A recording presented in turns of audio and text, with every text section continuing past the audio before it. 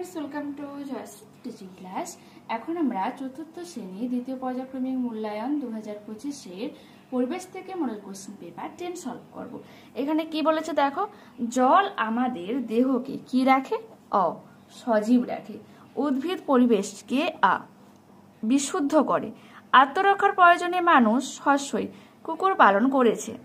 নতুন পাথরের যুগের হাতিয়ারগুলি ছিল হস্যই ধারালো। বায়ুর অক্সিজেন আগুন জ্বালাতে সাহায্য করে। জৈব আবর্জনা হস্যই তরকারির খোসা। সর্দি কাশির উপশমে বাসক খাওয়া হয়। গাছগাছড়া দিয়ে রোগ সারানোর পদ্ধতিকে আয়ুর্বেদ চিকিৎসা বলে। পাঠ্য বই থেকে যথাযথ শব্দ খুঁজে শূন্যস্থান পূরণ করো। মাংস পুড়িয়ে খেলে সহজে হজম হয়। আমরুল গাছ থেকে আমাশয় রোগের ঔষধ তৈরি হয়। প্রত্যেক দলে একটি পশু চিহ্ন হিসেবে ব্যবহার হতো। ঠিক আছে। রঙিন পাথর দিয়ে আদিম মানুষ মালা বানাতে শিখেছিল। তামার পর ব্রোঞ্জ ধাতুর ব্যবহার শুরু হয়। পরবর্তী পেজ দেখো, এটি হলো মানুষের তৈরি প্রথম হাতিয়ার। ফেলে দেওয়া অপ্রয়োজনীয় পদার্থকে বজ্র বলে। যেসব জিনিস পুড়িয়ে তাপ ও আলো পাওয়া যায় তাদের দাহ্য বস্তু বলে। ঠিক আছে। আদিম মানুষ কিভাবে আগুন জ্বালাতে শিখেছিল তোমাদের এটা দেখাচ্ছি পারলো প্রকাশনী বই থেকে। এই যে প্রথম দিকে আগুনের ব্যবহার মানুষ জানতো না, তারা আগুন জ্বালাতেও শেখেনি। চকমকে পাথরে ঠোকাঠকি লেগে হঠাৎ আগুন জ্বলে উঠেছিল। এভাবেই মানুষ আগুন জ্বালাতে শিখেছিল। ঠিক আছে। পরবর্তী প্রশ্ন কি রয়েছে? রয়েছে যে মানুষ কেন কুকুরকে পোষ মানিয়েছিল? কি বলবো আমরা? আত্মরক্ষার প্রয়োজনে। যন্ত্র কাকে বলে? আচ্ছা, যন্ত্র আর টুল কিন্তু একই জিনিস। ঠিক আছে।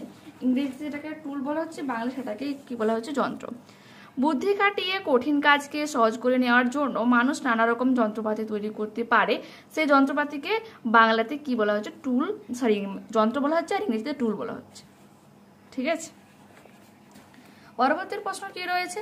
ধাতু চিনবে কিভাবে? 84 পেজ থেকে তোমাদের দেখাচ্ছি, এটা দেখো। ধাতু যেমন চকচক করে তেমনি গরম করলে খুব তাড়াতাড়ি গরম হয়ে ওঠে। অন্যদিকে ধাতুকে কোনো কিছু দিয়ে পেটাই করলে ঠং ঠং করে কি হয়? আওয়াজ হয়। শরীরে আচ্ছা, তার রয়েছে মানুষের মাথায় কিভাবে চাকার ভাবনা এসেছিল? ঠিক আছে। দেখো, মানুষের মাথায় কিভাবে চাকার ভাবনা এসেছিল এটা নিশ্চিত করে বলা মুশকিল। হয়তো পাহাড় থেকে পাথর গড়িয়ে পড়তে দেখে চাকা তৈরির কথা মাথায় এসেছিল। ঠিক আছে। শরীরে বিষ ঠুকলে কি হয়? 90 পেজ থেকে তোমাদের দেখাচ্ছি। শরীরে জ্বালা যন্ত্রণা শুরু হয়, কামড়ানোর জায়গাটি ফুলে ওঠে। এরপর রয়েছে ভেষজ উদ্ভিদ আর হারিয়ে যাওয়ার কারণ। কুলেখাড়া, জলাশয় এবং তাদের প্রাকৃতিক আবাসস্থলগুলোর ধ্বংস ও দূষণ। আকন্দ, আগাছা ভেবে উপড়ে ফেলা। ঠিক আছে। এরপর রয়েছে ব্রাহ্মী, এখানেও তাদের আবাসস্থলকে নষ্ট করে ফেলে, এটা লিখতে পারো ব্রাহ্মী। ওষুধি, উদ্ভিদ হওয়ার জন্য অতিরিক্ত সংগ্রহের জন্য, অতিরিক্ত পরিমাণে কি করা হচ্ছে?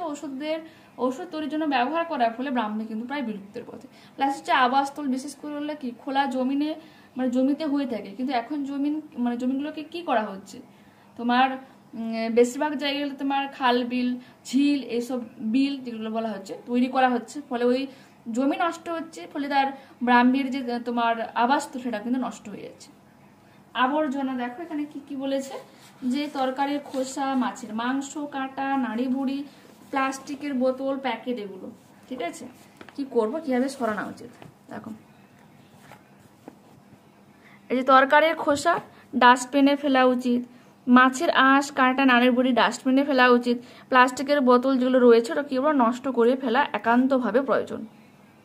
ঠিক আছে। তো এগুলোকে আমরা কি করতে পারি?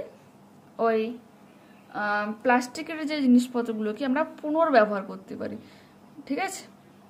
পুনর্ব্যবহার করতে পারি, প্লাস ডাস্টবিনও ফেলে দিতে পারি। এরপর কি রয়েছে, যে সাপ কামড়ানোর কি করা উচিত? এটা আমরা পেয়ে যাব বইতে 94 পেজ।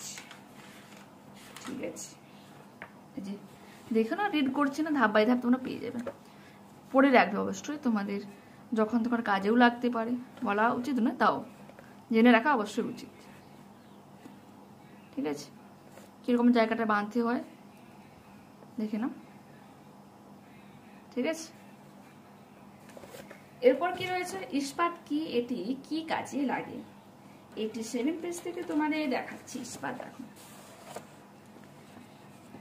গলানো লোহার সঙ্গে কিছু কিছু পদার্থ মিশিয়ে তৈরি হয় ইস্পাত।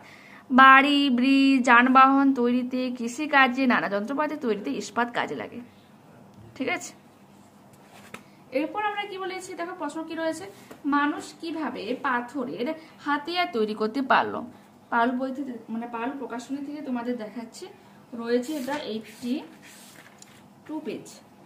মানুষ কিভাবে হাতিয়ার তৈরি করতে শিখলো। মানুষ প্রথমে পাথর ভেঙে তৈরি মোটামুটি 3 কোনা আকৃতির টুকরো দিয়ে হাত কুঠা তৈরি করতো। দেখো আমি দুটো মানে মডেল 7 প্লাস হচ্ছে মডেল 9 এই উত্তরটা একটু রং করেছে। আমি ত্রিকোণা ওখানে ভেবে পিরামিড করে দিয়েছি, বা উত্তরটা কিন্তু হাত কুঠার হয়ে যাবে। আমি ওখানে কিন্তু কমেন্টে পিন করে দিয়েছি। ঠিক আছে, তো প্লিজ চেঞ্জ করে নাও, আর ভুল করার জন্য অবশ্যই সরি দেবো। আবার পাথরে ধারালো টুকরো দিয়ে মাংস থেকে চামড়া ছাড়ানো হতো। পাথরে তৈরি তীর বা বর্ষার ফলা শিকার করতে সাহায্য করত। আস্তে আস্তে পাথরের হাতিয়ার আরো হালকা ও ধারালো হলো। ঠিক আছে, এরপর কি রয়েছে, মানুষ আগুনকে কেন ভয় ও ভক্তি করত। দেখো, তো এই প্রশ্নের সমাধানটা আমরা করে নেব। দেখো, আগুনের ব্যবহার শেখার পর মানুষের জীবনযাত্রার বদল ঘটেছিল। আগুনকে তাই পুরোনো দিনের মানুষ ভক্তি করত। আগুনে ধ্বংস করার ক্ষমতা বিষয়েও তারা সচেতন থাকতো। পশু পাখি, গাছপালা সবকিছুকেই আগুন গ্রাসে পুড়ে ছাই হয়ে যায়, তাই তারা আগুনকেও ভয় পেত। ঠিক আছে, তোমাদের আজকে আমি অবশ্যই ট্রাই করব সমস্ত পরিবেশ সলভ করে দেওয়া। তোমাদের 4টা মডেল রয়েছে, তোমার রাতের মধ্যে আমি কমপ্লিট করে দেওয়ার চেষ্টা করবো। ফলে কি বলো তো, তোমরা যে তোমার গ্রীষ্ম ছুটি চলছে, এই সময় যদি তোমরা ভালোভাবে সমস্ত মডেলগুলো পার ডে একটা করে যদি করতে পারো, কি তোমার সলভ হয়ে যাচ্ছে, ফলে তোমরা কি রিভিশন দিতে পারছো, ফলে যখন তোমার স্কুল খুলে যাচ্ছে অতটা কিন্তু চাপ মনে হবে না ব্যাপারগুলো। ঠিক আছে, যেহেতু এখন ছুটি আছে, তুমি মন দিয়ে বাড়িতে যখন সারাদিনে 1 ঘন্টা করে তুমি বসলে কিন্তু এনা। ওকে, বাই।